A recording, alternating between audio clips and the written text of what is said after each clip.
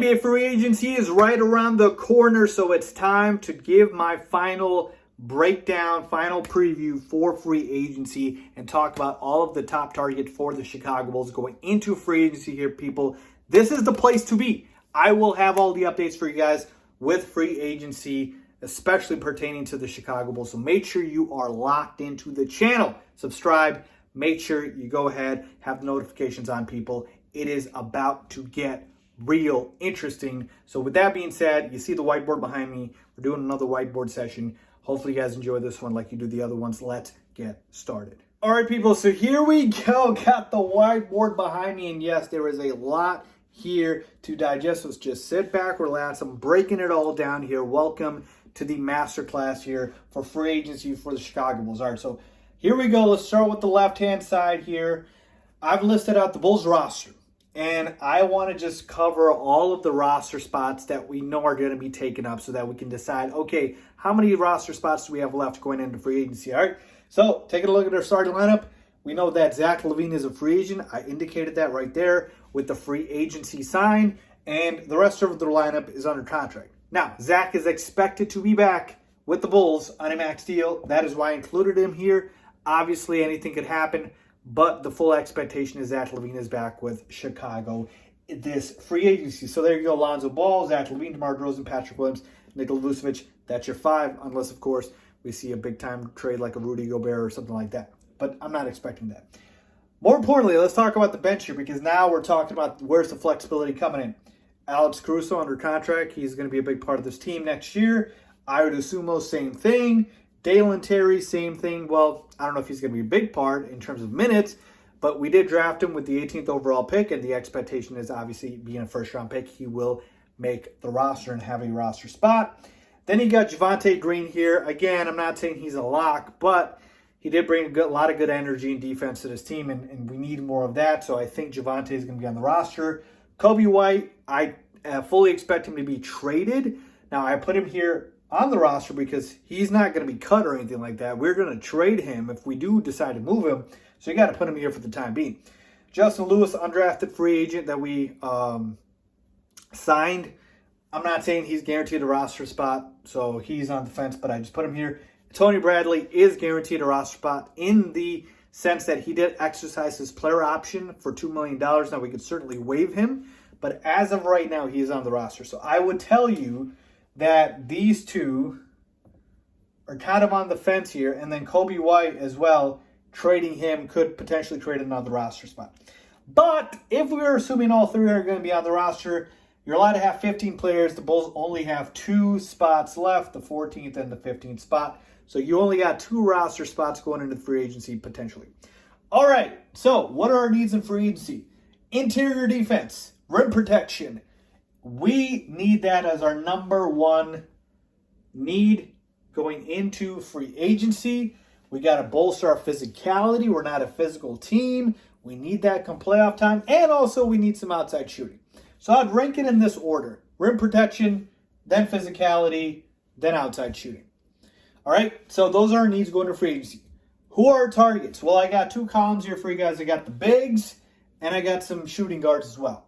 So let's talk about the bigs here. I've listed out every single big on the market in order of my preference for them. So number 1, Mitchell Robinson. I've talked about him. Rim running, defensive center. We know that he's going to provide that interior defense that we need. My problem with Mitch Rob, he can't shoot a lick. If it's not a dunk, he's not scoring the basketball. That, to me, a bit of a problem. And I think the price tag is going to be a bit higher than what the Bulls can afford. Let's talk about what the Bulls can afford. The cap space here. The cap space is 0, people. We don't have any cap space, but we do have some exceptions, namely the mid-level exception. That is worth approximately $10 million for the non-taxpayer, which is what the Bulls are.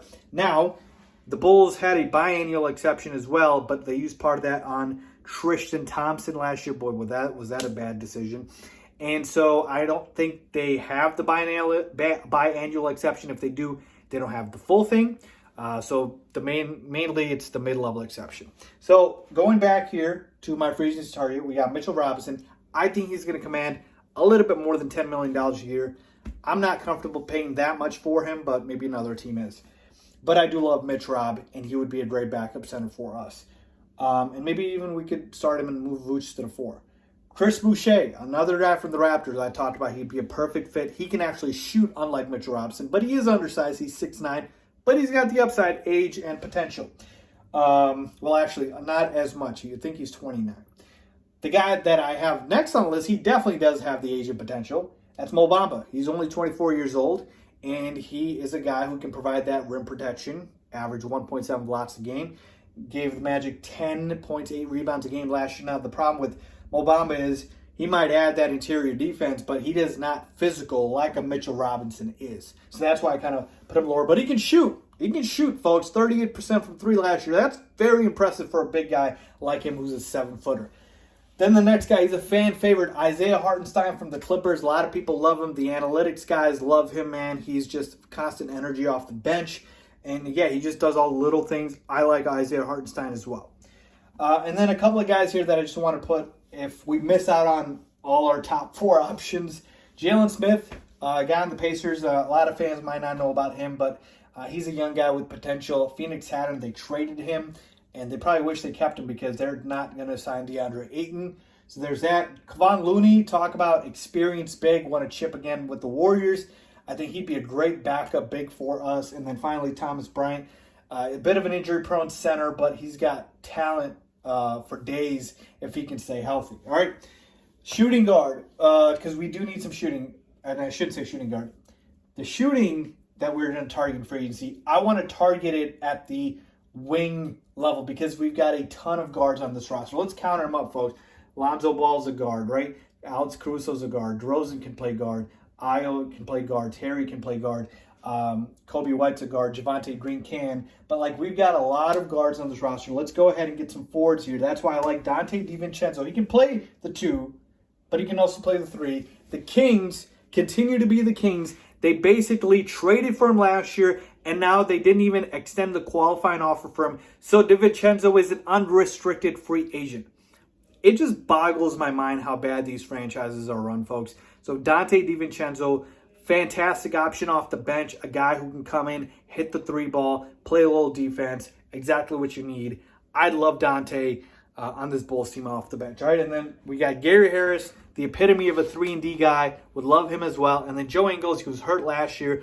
I think he goes back to the Blazers, but if he doesn't, he can provide some shooting and defense as well. So keep that in mind here. All the guys that I'm talking about, they don't hurt you on defense because that's an area we cannot lack in because that's an area that we need to improve.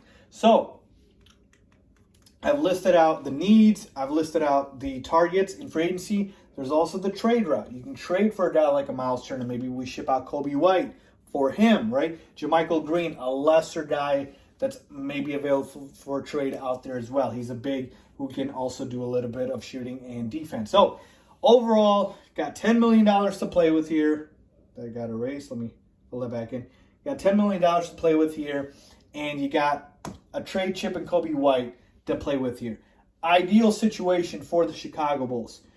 In a perfect scenario, somehow you're able to get 2 of these guys here for the mid-level exception. I know it probably doesn't happen. This is the perfect scenario, right? You get like a Mo Bamba, maybe a Hartenstein, 2 of these guys here for that. Or you can get a Bamba or a Boucher and a DiVincenzo. But it's probably not going to come that cheap. More realistic scenario is probably going to be you use this full MLE on a guy like a Mitchell Robinson, right? And then that's it, right? That's all you have money for and nothing else. The rest of the guys are going to be minimum. And at minimum contract guys, you're filling out the shooting with maybe guys like a Avery Bradley, right? Who's gonna command the minimum. So that's why I'm saying realistically we can afford one of these guys, and then you probably have to trade Kobe White to go ahead and get some other shooting or another big, right? Like, what if we traded Kobe White to the Pacers for Miles Turner, right? And then in free agency you go ahead and you sign DiVincenzo, and then maybe Hartenstein for this $10 million. I'm just saying, right? Maybe you can afford both of these guys. And that, talk about an upgrade there with Miles Turner and then Isaiah Hartenstein and then DiVincenzo. That would be fantastic. But keep in mind, only 2 roster spots here unless something happens, right? So you would swap out White for Turner right here. So that would be Miles Turner. And then you're basically going ahead and signing Hartenstein here with your 4th spot, and then DiVincenzo here with your 5th spot. And that, I mean, that would be fantastic. I don't know if that's going to happen. Probably not, but just wanted to let you guys know that. So there you have it here, folks. Fully expect the Bulls to obviously be active in free agency, and let's see what they do with that mid-level exception. Leave a comment down below if you agree, disagree. If you enjoyed it, please go ahead and subscribe to the channel. As always, thanks for watching.